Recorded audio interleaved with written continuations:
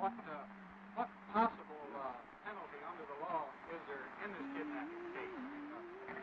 It could carry the death penalty just yet. Me and Mo Wright went to the trial.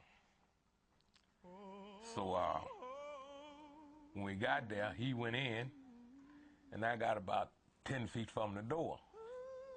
So I see I couldn't get in, and I walked over to where Marlon and Brant was. And Brant said, "John, I didn't do it. Marlon done it." I said, "Well, somebody done it." He said, "Marlon done it, John. I didn't do it." The atmosphere in the courtroom at that time, there was like a lot of talking and a lot of excitement. And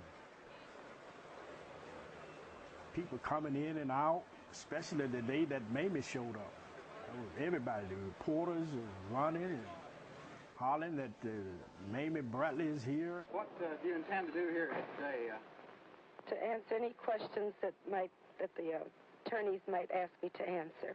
How do you think you could possibly be a help to them?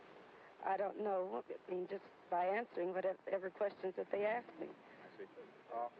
Do you have any evidence bearing on this case? I do know that this is my son.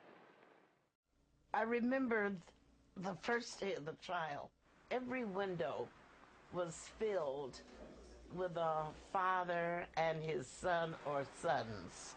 And as I would come up the steps, they would aim the guns at me, and they would pull the triggers, and the little caps would pop, and they would say, "Bang, bang, bang." And the fathers, they thought this was the cutest thing. And the little guys were just firing away. Well, you know, the hair on my neck and down my back was just standing straight. It was a frightening experience. The reporters who were there were shocked and kind of astonished at finding this situation in which it seemed that everybody, the people in the town, knew that these men had murdered this Negro boy. That, of course, was the term at the time. And at the same time, they did not want the murderers to be punished. I mean, that was the sort of the civic attitude. There was great hostility to the reporters who were, as the local people put it, making a big thing of this. The highlight of the trial so far has been the dramatic testimony of Uncle Mose Wright. In court, he dramatically pointed at the two defendants, Roy Bryant and J.W. Milan, and said that they were the two men who came to his house on August the 28th and took the boy away.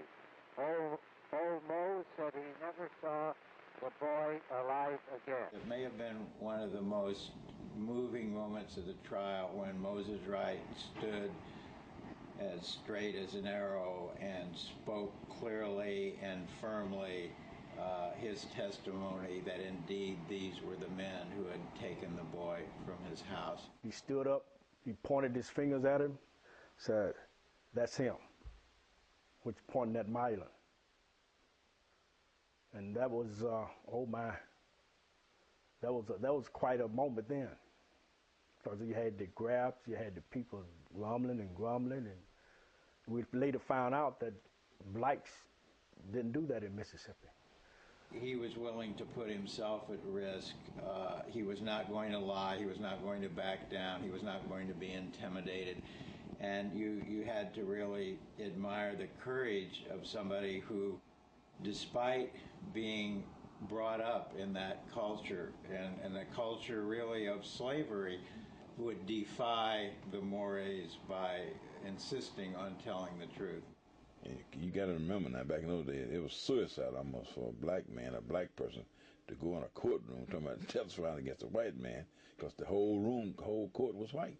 Ruby Hurley, Amzie Moore, and Medgar Evers at the trial.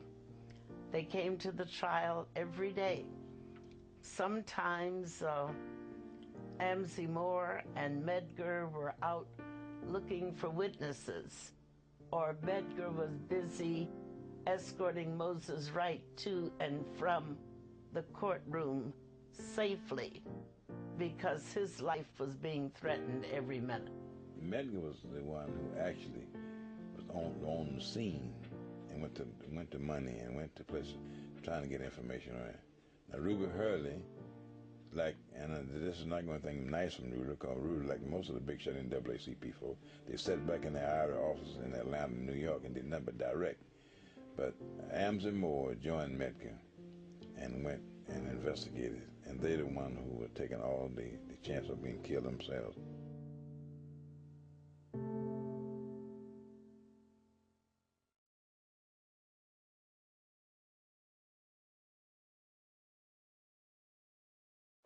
The defense attorneys have told us that the new state witnesses, whom they have also questioned, will talk about hearing drones from a shed. Is that correct? Yes, they will. Will that definitely establish the time and the place of the actual crime? It won't establish the time and place of the actual murder, but it will connect the defendants with the crime. Did any of these witnesses see the defendants at the scene of this shed? Yes, one of them.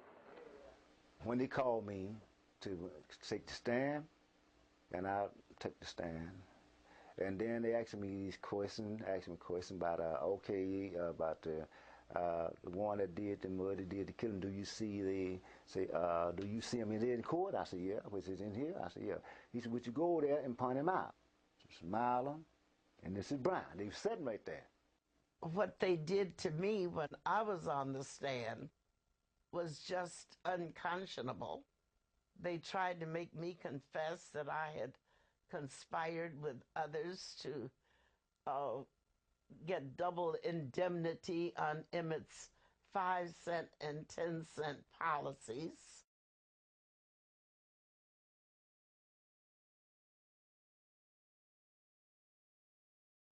When Carolyn Bryant made her testimony, I was not in the courtroom. They had me in another room. They didn't want me influenced by the witness, I guess. But when I heard the story, I knew for two reasons that was a lie. Number one, Emmett's speech impediment under stress would not allow him to get these things out. And number two, the respect that I had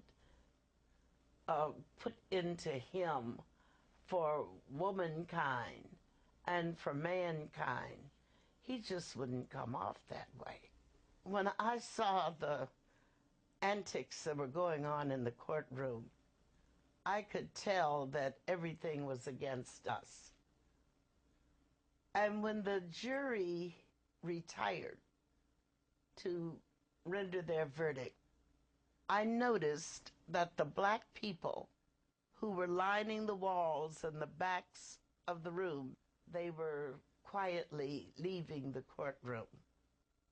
And I knew then that they knew we were not going to get a guilty verdict. And I said to my party, it's time for us to go. Congressman Diggs said to me, and miss the verdict?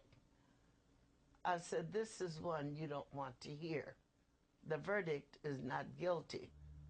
To satisfy me, they agreed to leave. And I guess about 45 minutes away from the courtroom, the verdict came in, not guilty.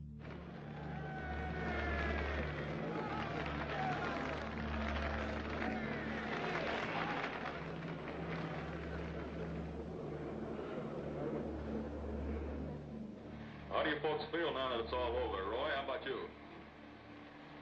I'm just glad it's over with. J.W.? I am too. Mrs. Bryant, Feel fine. how about you, Mrs. Milan? Did you expect this verdict? Well, I was hoping for it.